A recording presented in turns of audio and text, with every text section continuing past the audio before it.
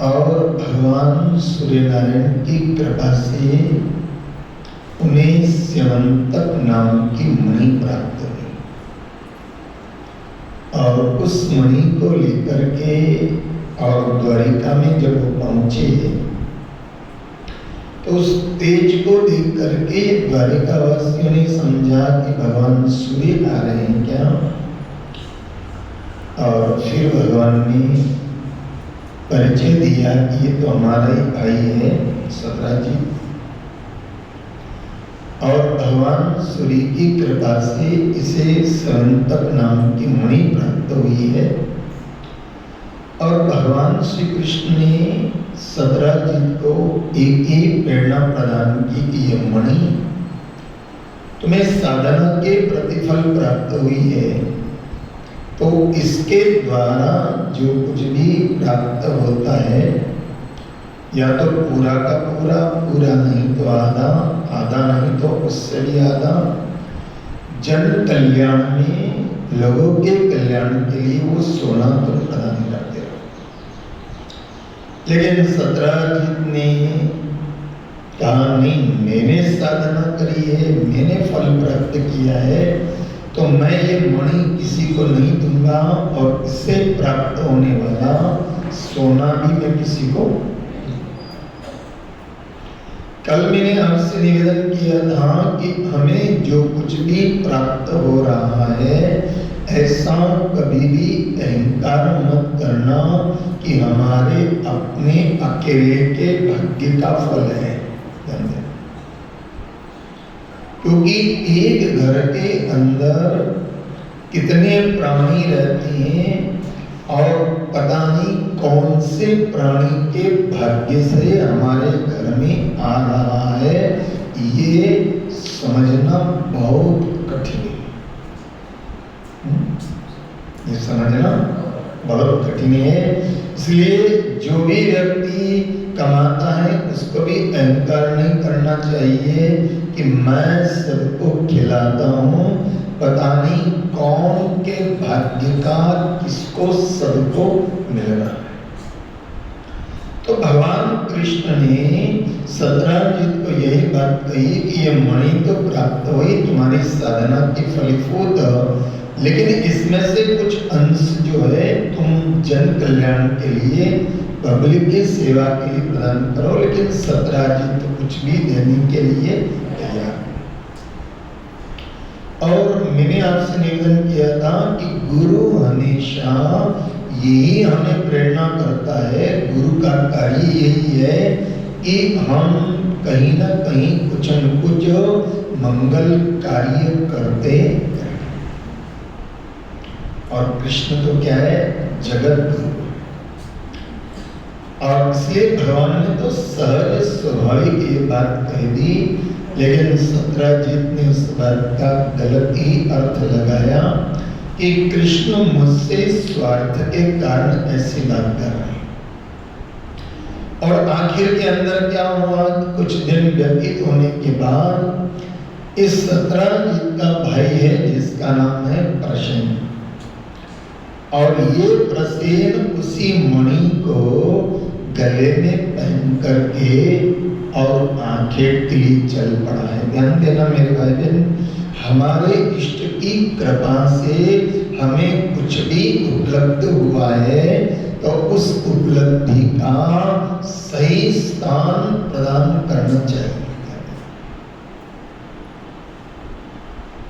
और इसलिए हमारे शास्त्रों के अंदर ये चर्चा आती है कि गुरु के द्वारा अगर हमें कुछ माला प्राप्त होती है, गुरु के द्वारा हमें कुछ वस्तु प्राप्त होती है, तो गुरु ने कृपा करके और हमें माला दी है, तो उस माला को माला फेरने के बाद यथास्थान उसका स्थान बोलो रखना चाहिए, यथास्थान पर उसको रखना चाहिए। और इसलिए कहा गया है शिव पुराण के अंदर बहुत सुंदर बात है कि अगर आपको गुरु के द्वारा रुद्राक्ष की माला प्राप्त हुई है, गुरु के द्वारा। शुक्रान में बड़ा सुंदर उल्लेख है कि अगर आपको रुद्राक्ष की माला प्राप्त हुई है तो उस माला से आप माला करिए, साधना करिए, उपासना करिए और उस माला को सम्मान पूर्वक पूजा स्थान पर। और इसलिए कहा गया कि आप जो माला करते हो उस माला को जहां तहां पहन करके जाना भी।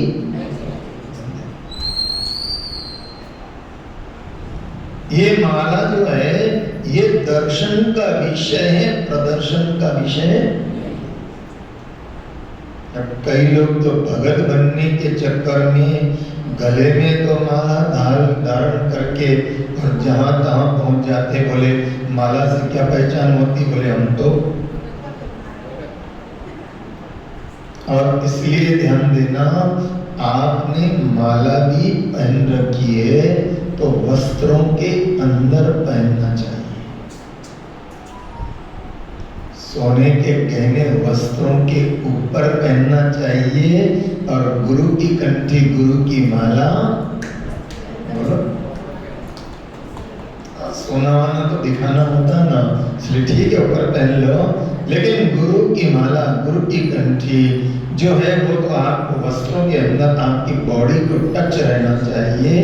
और जहाँ इसलिए हमारे यहाँ कहा गया है कि अगर आपको माला मिली हुई है गुरु की और अगर आप कहीं जा रहे हैं, शमशानी में जा रहे हैं, तो माला को उतार करके रख करके जाओ।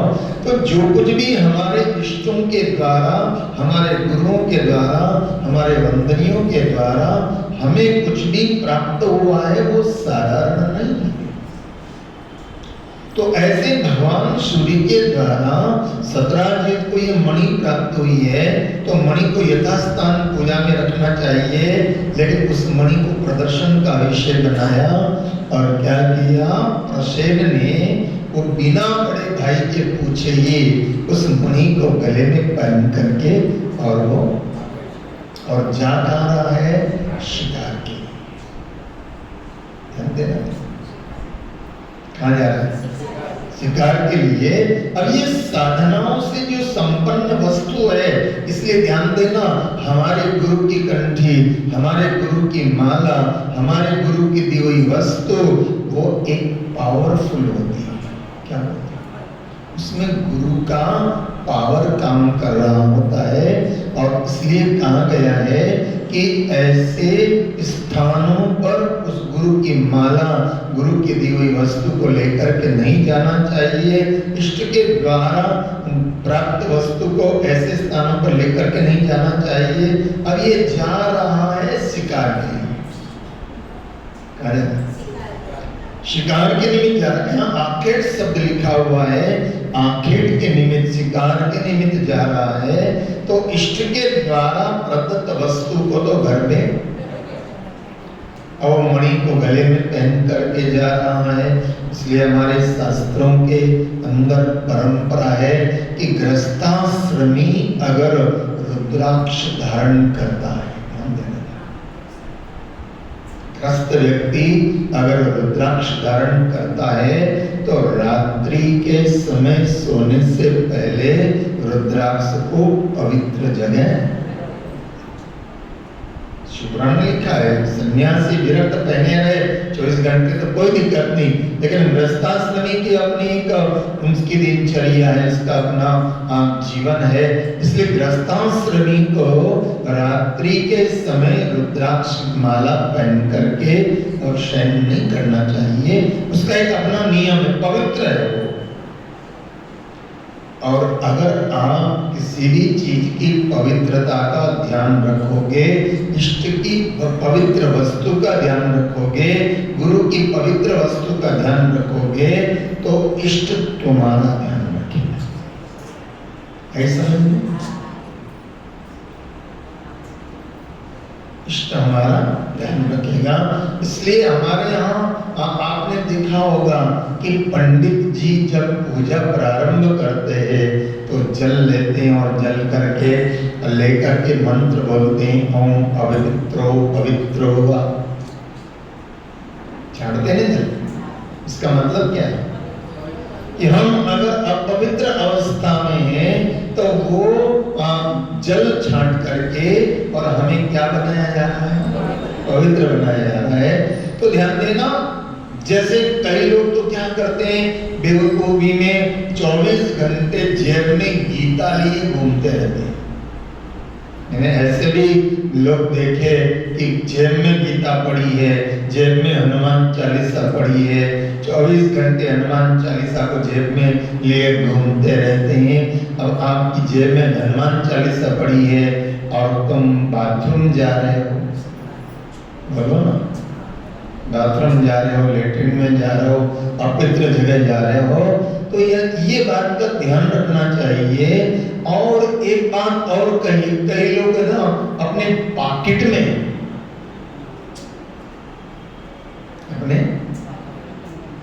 क्या करते हैं? पॉकेट में फोटो लिए घूमते रहते हैं। ठीक है, तो बरकत होने की बात तुम्हारे मन में है तो उनको बरकत करनी होगी तो बिना फोटो के भी बरकत कर देंगे। लेकिन अगर रखते हो, ध्यान देना, रखते हो तो फिर पवित्रता का भी बहुत महत्वपूर्ण बात है ये कि रखते भी हो तो पवित्रता का भी ध्यान रखना चाहिए, क्योंकि हम अपवित्र है तो भगवान हमें क्या करता है? उन पवित्रता का भी व्यक्ति को ध्यान रखना चाहिए। अब वो आखेट के निमित्त जा रहा है, शिकार के निमित्त जा रहा है और उस मणि को पहन करके गया, और जब वो वन के अंदर गया तो उस मणि को धारण किए हुए एक वनराज सिंह ने प्रसेन को देखा। उस मणि को धारण किए हुए किसने देखा? वनराज सिंह ने देखा, और सिंह ने क्या किया? उस प्रसेन के ऊपर आक्रमण कर दिया और आक्रमण किया। यद्यपि प्रसेन बहुत बड़ा अच्छा शिकारी है, बहुत बड़ा शूरवीर भी है, शिकारी भी है, लेकिन हुआ क्या कि उस वनराज सिंह ने प्रसेन पर आक्रमण किया, और प्रसेन पर आक्रमण किया तो उस वनराज सिंह ने प्रसेन को मार दिया। आप देखिए कथा कहाँ पहुंच रही है, क्योंकि भागवत में तो एक समय होता है, एक समय की मर्यादा होती है, इसलिए कथा को इतना विस्तार से नहीं कहा जाता। लेकिन ये चातुर्मासीय सत्संग है तो सारी कथाओं को विस्तार से आपको श्रवण करेंगे। तो उस वनराज सिंह ने क्या किया? प्रसेन को मार दिया। अब वो वनराज सिंह जो है उस मणि को लेकर के चला, लेकिन उधर से कौन? राम जी के परम सेवक, राम जी के परम सेवक जामवंत जी महाराज। और ये जामवंत जी की उम्र बहुत बड़ी, त्रेता युग में से ये द्वापर का अंत आ गया। क्या त्रेता में से द्वापर का अंत आ गया? तब तक वो जामवंत जी जीवित है, और वो जामवंत जी ने उस वनराज सिंह को मणि को ले जाते हुए देखा। अब वो चमकती हुई मणि और जामवंत जी ने देखा, तो जामवंत जी ने क्या किया? उस वनराज सिंह को, वनराज सिंह को जामवंत जी ने मार दिया। अब जामवंत जी ने वनराज सिंह को मार करके उस मणि को जामवंत जी ने, अब जामवंत जी ने मणि को लेकर के और अपनी गुफा में आ गए। जामवंत जी मणि को लेकर के और वो गुफा के अंदर आ गए। अब गुफा इतनी लंबी चौड़ी, और मैं बताऊं आपको, जो लोग अगर जम्मू की यात्रा पर गए हों तो वो जामवंत जी की गुफा वहां है। ये जम्मू जो है ना, जम्मू जो हमारे भारत का अंग है, जम्मू शहर जो है, उस जम्मू शहर से 35 किलोमीटर की दूरी पर वो गुफा है, जिसका नाम आज भी लोग, पर्यटक लोग वहां जाते हैं, और उस गुफा का नाम जामवंत गुफा के नाम से जाना जाता है। अब वो हकीकत में वही गुफा है कि नहीं है, लेकिन ऐसा चल रहा है। लेकिन हम जम्मू में गए थे एक बार सत्संग करने के लिए, हम 10 दिन जम्मू में रहे। उस वक्त में वो गुफा में देखने का हमको, इतनी विशाल गुफा है। ये रामद्वारा आप जो देख रहे हो ना, इस रामद्वारे से भी कम से कम 5 गुना, इतनी विशाल गुफा है। अंदर जैसे पूरा हॉल टाइप बना हुआ, इतना सुंदर वहां बना हुआ गुफा, जामवंत गुफा के नाम से। तो वही है कि नहीं वो तो क्या, लेकिन किंवदंती है, जानते लोग। तो जामवंत जी उस वनराज सिंह को मार करके और मणि को लेकर के चले गए अंदर, और मणि को ले जा करके जामवंत जी ने अपने छोटे बेटे को मणि दे दी। अब आप देखिए, राम भक्त जैसे राम भक्त को, जामवंत जी को मणि प्राप्त हुई। लेकिन कई बार ऐसा होता है कि किसको क्या प्राप्त होती है और उसका वो क्या उपयोग करता है, ये भी महत्वपूर्ण है।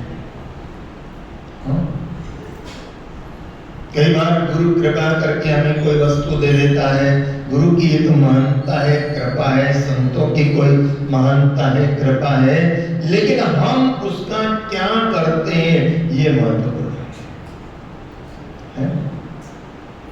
इसलिए कई बार हमें कुछ प्राप्त हो जाए, कई बार हमको कुछ मिल जाए, तो हम उसका क्या करते हैं, बस मिल गई ठीक है वाह। लेकिन कैसे मिली है, क्या चीज है, महत्व किस चीज का है, कि वो वस्तु क्या है। इसलिए कब किसको क्या मिलता है। तो जामवंत जी ने भी उस मणि को ले तो लिया, वनराज सिंह को मार तो दिया, लेकिन उनको भी चाहिए था कि मणि को व्यवस्थित रखते। लेकिन उन्होंने क्या किया, बच्चे को खेलने के लिए दे दिया, और वो जामवंत जी का जो पुत्र है वो उससे खेलता है। अब इधर क्या हुआ कि प्रसेन जब लौट करके नहीं आया, समझना मेरे भाई बहन, कई बार ऐसा होता है कि किसी को अच्छी सलाह देने पर भी हम पे इल्जाम आ रही समझ में। इसलिए बहुत ज्यादा ध्यान देना कि किसी को सलाह देना, और सलाह भी उसको देना चाहिए जो। अब प्रसेन गया तो लौट करके नहीं आया, और प्रसेन लौट करके नहीं आया तो क्या हुआ कि खबर लगी कि प्रसेन तो मरा। अब प्रसेन की शरीर, मरा हुआ शरीर वहां प्राप्त हुआ, तो सत्राजित ने क्या सोचा, सत्राजित ने कहा कि मेरे भाई को कृष्ण ने,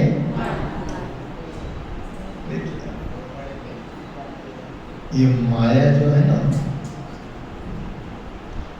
और इसलिए कबीर ने बहुत सुंदर बात कही है कि ये माया खेल खिलवाती है।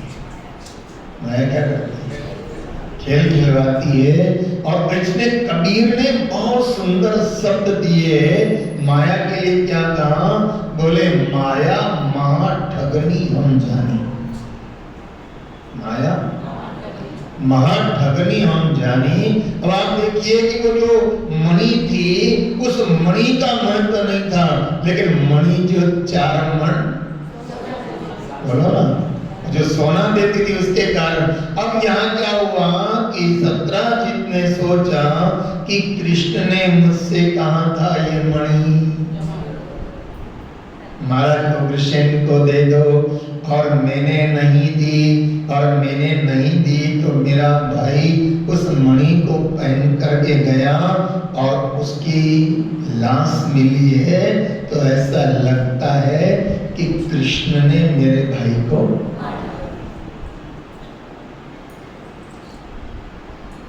और ये बहन हो जाए ना किसी को, जानते हो सबका इलाज है, लेकिन बोलो शक का इलाज नहीं, वहम का इलाज नहीं है।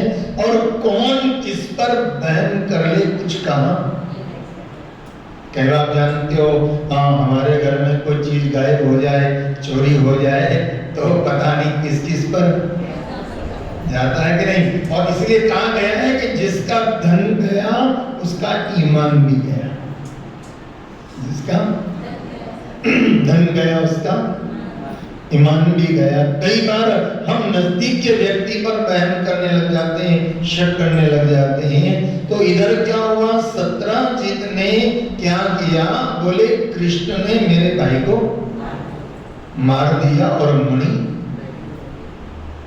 कृष्ण ने ले ली। अब ये सत्यजीत ने ऐसा कहना प्रारंभ किया, कृष्ण ने मरवा दिया, कृष्ण ने मरवा दिया। अब ये दुनिया जो है ना, अच्छे कार्य के लिए तो प्रचार करना पड़ता है, बोलो ना। अच्छे कार्य के लिए तो प्रचार करना पड़ता है, पोस्टर लगाने पड़ते हैं, माइक घुमाना पड़ता है, लोगों को कहना पड़ता है कि भाई कथा हो रही है, आना।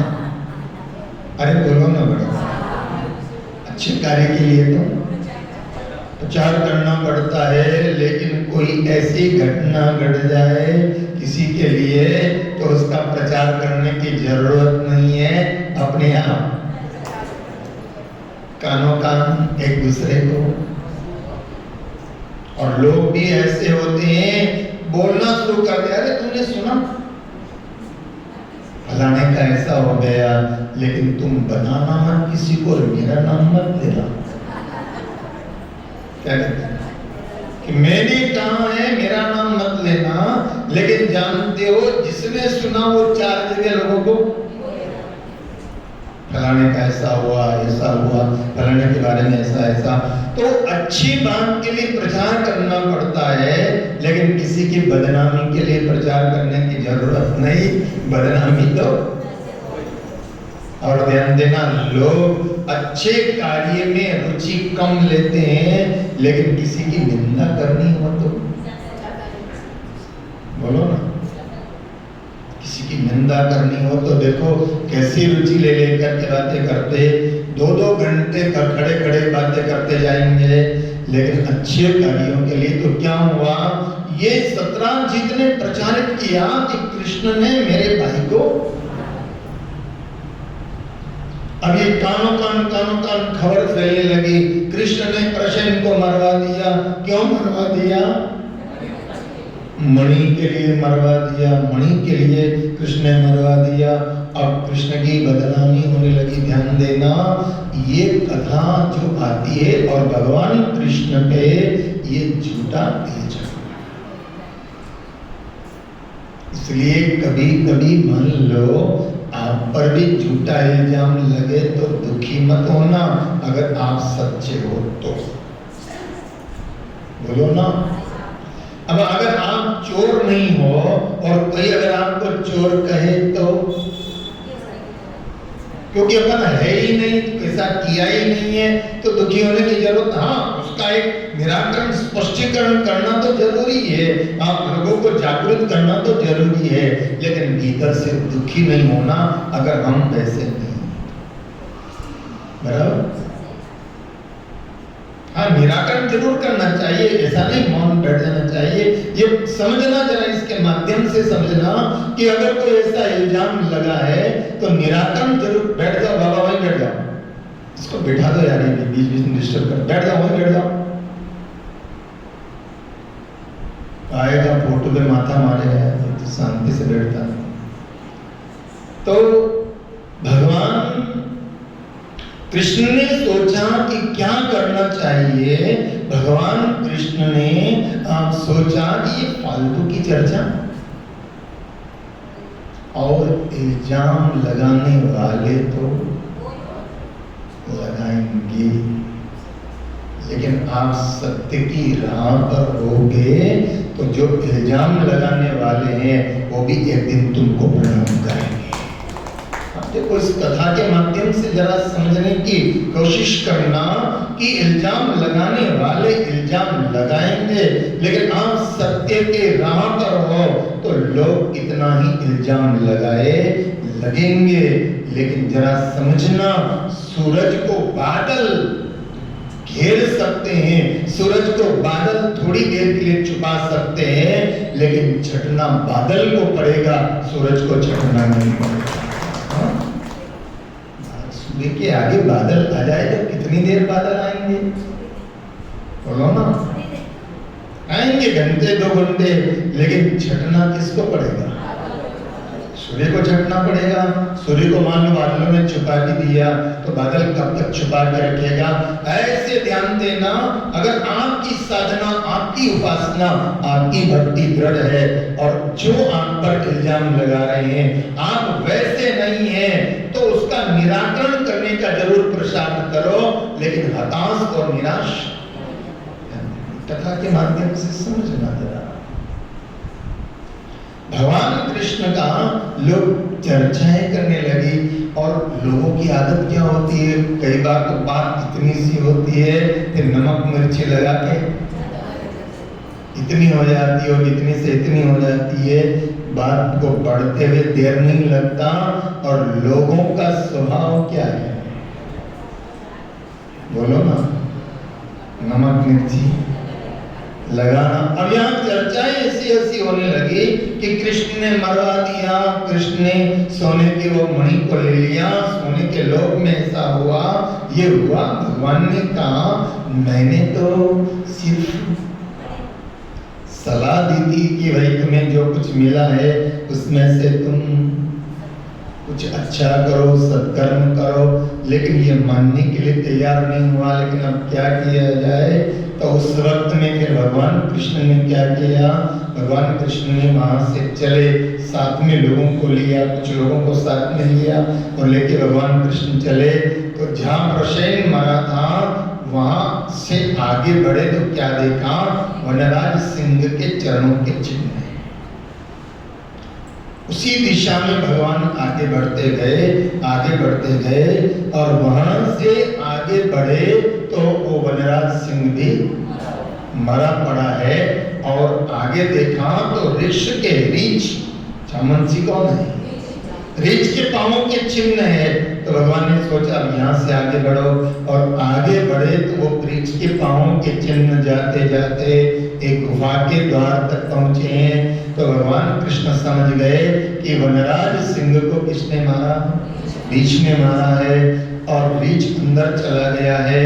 तो भगवान ने कहा कि देखो साथियों, तुम ऐसा करना, यही गुफा के बाहर बैठ करके मेरा इंतजार करना, मैं अंदर जाता हूँ, और मैं अगर जो है 11 दिन के अंदर अंदर बाहर नहीं आऊं तो तुम लोग वापस चले जाओ, अंदर मत आना। हो सकता है मेरे साथ कुछ घटना घट जाए और तुम भी मुसीबत में पड़ जाओ, तो मैं तुम्हें मुसीबत में डालना नहीं चाहता हूं। तुम लोग वापस लौट जाना। अब वो भगवान कृष्ण अंदर गए, 11 दिन नहीं, कितने दिन हो गए? और 11 दिन के बाद द्वारिका में जो साथ में आए थे वो सबके सब चले गए। और भगवान कृष्ण अंदर गए तो क्या देखा कि जामवंत जी का वो छोटा बच्चा उस मणि के साथ खेल रहा है। भगवान ने देखा कि देखो मणि का ये उपयोग हो रहा है। अरे भगवान सूर्य ने तो कृपा करके दी थी कि इससे सोना मिले, वो सत्कर्म किया जाए। इसलिए मेरे भाई बहन ध्यान देना, भगवान की कृपा से हमें जो कुछ भी मिला है वो अपने काम में भी ले, लेकिन साथ साथ में सत्कर्म भी करते हो तो दिया हुआ सार्थक है, दिया हुआ सफल है। तो भगवान ने देखा कि मणि का ये उपयोग हो रहा है, और मणि सोना कब देती थी? जब उसका विधिवत पूजन अर्चन होता था। तो भगवान ने देखा ये बच्चा मणि को से खेल रहा है और इधर फेंक रहा है, कभी इधर फेंक रहा है, मणि के साथ खेल रहा है। तो भगवान ने सोचा कि अब मैं इस मणि को जैसे ही मेरी तरफ फेंक, भगवान एक तरफ झुक गए और मणि को जैसे उस बच्चे ने इधर उधर फेंका तो भगवान ने मणि को ले लिया, और जैसे ही मणि को लिया कि वो बच्चा जोर से चिल्ला पड़ा, बच्चा जोर से चिल्ला पड़ा, और चिल्लाने की आवाज सुन करके और जामवंत जी आ गए, और जामवंत जी का और श्री कृष्ण का कितने दिन युद्ध चला, 27। और जो दरवाजे पे लोग आए थे वो तो 11 दिन के बाद चले गए, और आकर के द्वारिका में कह दिया, कृष्ण ने कहा था कि अगर मैं 11 दिन के तक नहीं आऊं तो तुम चले जाना। तो उन लोगों ने कहा कि ऐसा लगता है कि कृष्ण गुफा में गए, और गुफा में कृष्ण गए तो जो 11 दिन में लौट करके नहीं आए, तो जिसने उस वनराज सिंह को मारा और मणि ले गया उसने शायद कृष्ण को भी।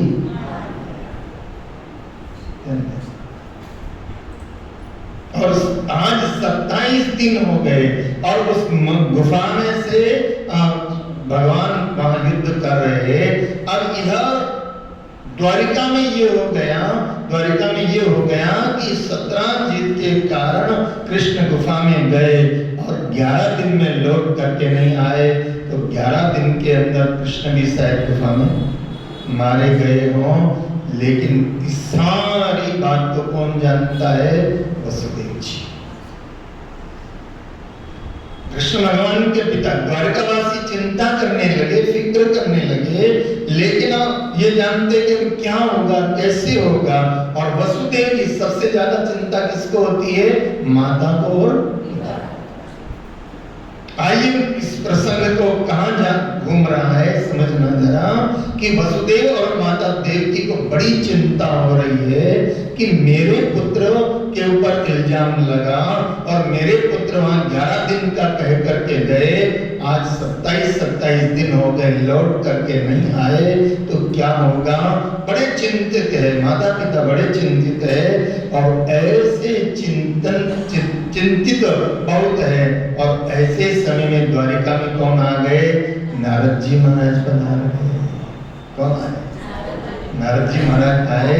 देखिए जी, नारद जी महाराज और भगवान भी वहां जो लीला कर रहे हैं वो भी एक लीला है, और भगवान यहाँ महत्वता बढ़ाना चाहते हैं, इसलिए नारद जी महाराज आए और नारद जी के चरणों में प्रणाम करके वसुदेव और देवकी ने कहा, महाराज मेरे पुत्र पर ऐसा इल्जाम लगा, 11 दिन का वो कह करके गए लेकिन अभी तक लौट करके नहीं आए, तो महाराज मेरे पुत्र पर कोई अनिष्ट तो नहीं हो रहा है?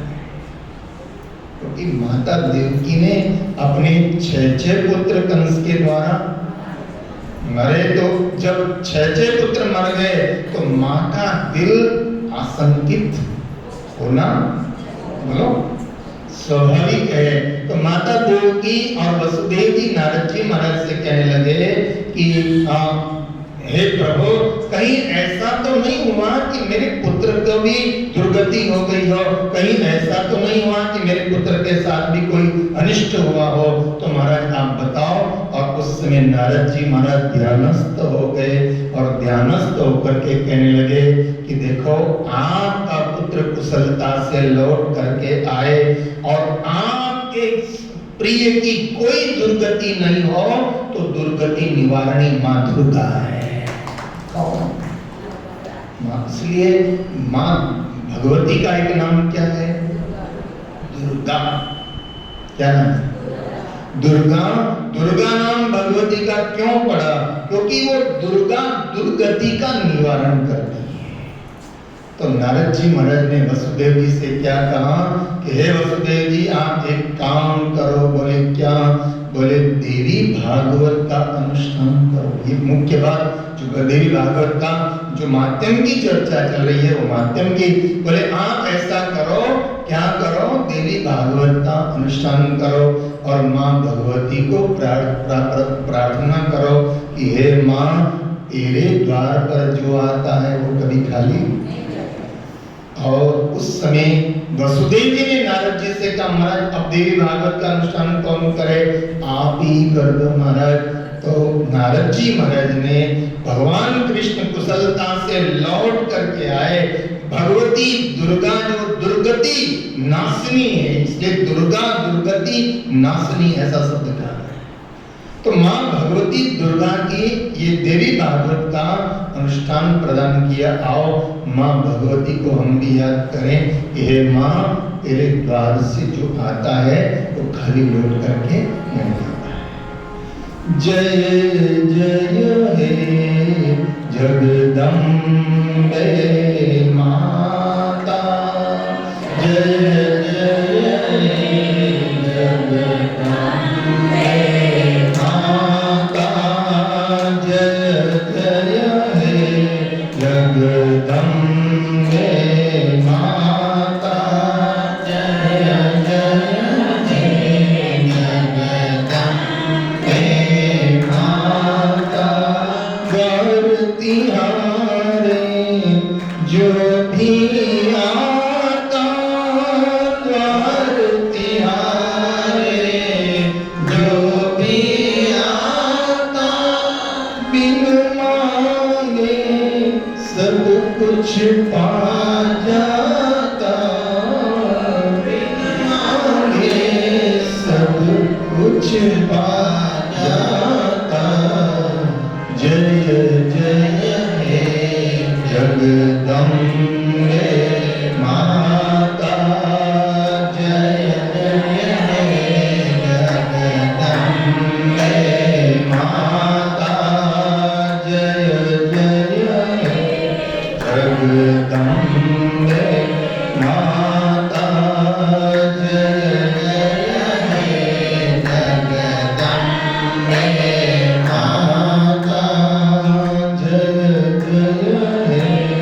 जगदम्बे माता, जय जय हे जगदम्बे माता, जय जय हे जगदम्बे माता।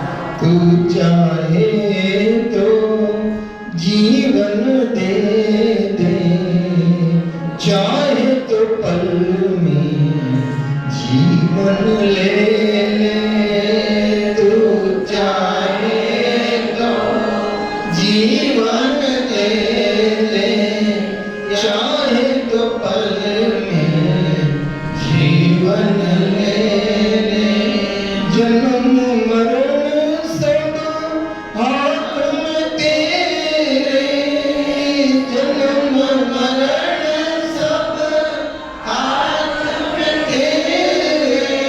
हे शक्ति है माता, हे शक्ति है माता, जय जय हे जगदम्बे माता, जय जय हे जगदम्बे माता। द्वार तिहारे जो भी आता, द्वार तिहारे जो भी आता, बिन मांगे सब कुछ पा जाता।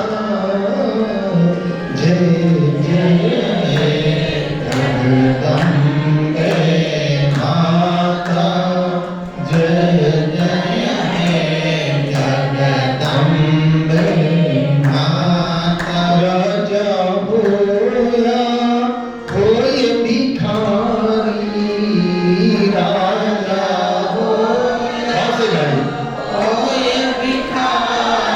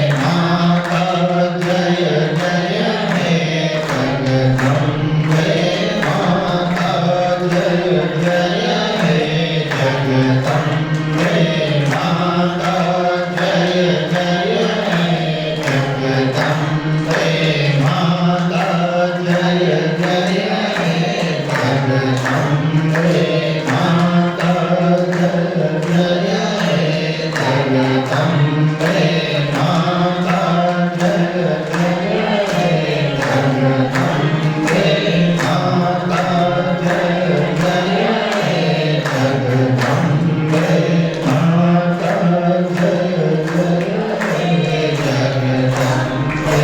तो देवऋषि नारद ने वसुदेव जी की आशंका को मिटाने के लिए, वसुदेव जी के दुख को दूर करने के लिए कौन सा अनुष्ठान बताया? देवी भागवत का अनुष्ठान बताया। और देवी भागवत का अनुष्ठान होगा तो तुम्हारा पुत्र कुशलता से लौट करके आ जाएगा, उसकी कोई दुर्गति नहीं होगी। उस वक्त में वसुदेव जी कहते हैं, हाँ नारद जी महाराज मुझे याद आया। क्या कहा? मुझे याद आया। क्या याद आया?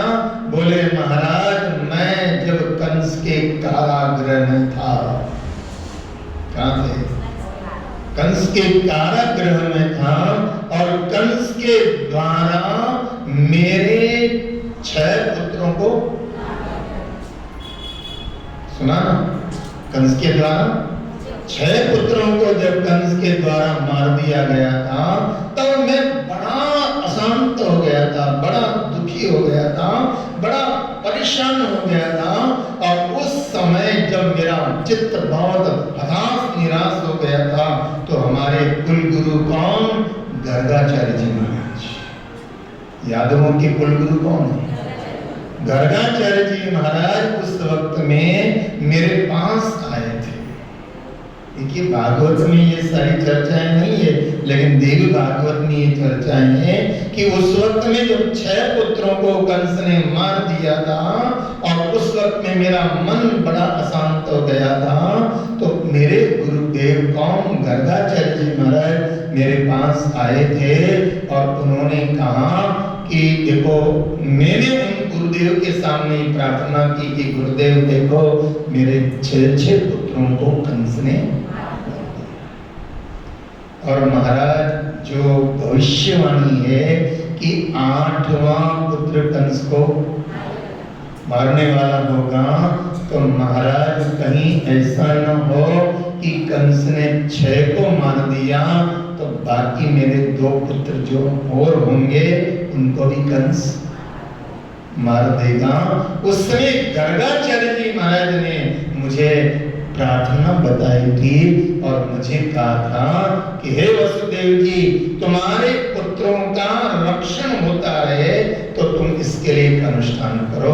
और वो अनुष्ठान कौन सा था? मां भगवती का अनुष्ठान था, नवार्ण मंत्र। पहले दिन आपसे उच्चारण करवाया था। नवार्ण मंत्र क्या है? ओम, बोलिए आप सब, ओम ऐं ह्रीं क्लीं चामुंडाय विद्महे।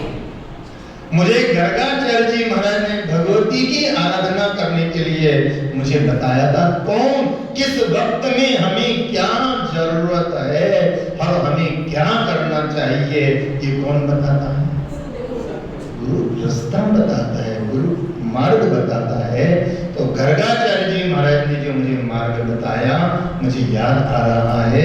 अब गर्गाचार्य जी महाराज ने वसुदेव जी को उस वक्त में क्या कहा था और उसके प्रभाव से आप कथा को समझना जरा। उसके प्रभाव से ही देवकी के 7वें गर्भ की रक्षा किसने करी? योग माया ने। आप जानते हो कथा आती है कि योग माया ने क्या किया? देवकी के 7वें गर्भ का आकर्षण करके और रोहिणी के गर्भ में किसने पहुंचाया? आद्य शक्ति मां योग माया ने। और ये कहा भागवत में इस प्रकार से आती है कि भगवान ने योग माया को आदेश दिया कि देवकी के 8वें गर्भ को 7वें गर्भ को ट्रांसफर कर दो। ये किया किसने? मां भगवती ने। लेकिन किया तब जब वसुदेव जी ने मां भगवती की आराधना की और उसके बाद 8वें गर्भ का भी रक्षण हो, उसके लिए भगवती ने क्या किया? बोले मेरी अंशावतार मां भगवती के अंशावतार जो है योग माया, वो देवकी के गर्भ से, वो यशोदा जी के गर्भ से किस रूप में प्रकट हुई? बोलो ना, और वही कन्या फिर कंस के हाथों से छूट के चली गई, आकाश में जाकर के क्या बोली, और फिर कहाँ जाके वो योग माया स्थित हुई। धरती के ऊपर एक शक्तिपीठ है विंध्यवासिनी। कहाँ? जैसे पावागढ़ शक्तिपीठ है ना, ऐसे विंध्यवासिनी जो बनारस के पास में विंध्याचल पर्वत के ऊपर विंध्यवासिनी के नाम से जो प्रसिद्ध है, वो भगवती वहां स्थित हुई। तो वो सारी भगवती की महिमा, और हमारे अनिष्टों की निवृत्ति हो, इसके लिए गुरु रास्ता बताता है। तो गर्गाचार्य जी महाराज ने वसुदेव जी को जो रास्ता बताया, गुरु ही रास्ता बताता। वो सारी चर्चा आने वाले कल के सत्संग में आपके समक्ष रखने का प्रयास करेंगे, क्योंकि गुरु का ही प्रसंग है और कल गुरु पूर्णिमा है। गुरु ही रास्ता बताता है, वो चर्चा और गुरु की कृपा की चर्चा, वो सारी चर्चा कल के सत्संग में आपके समक्ष रखने का प्रयास करेंगे। आज का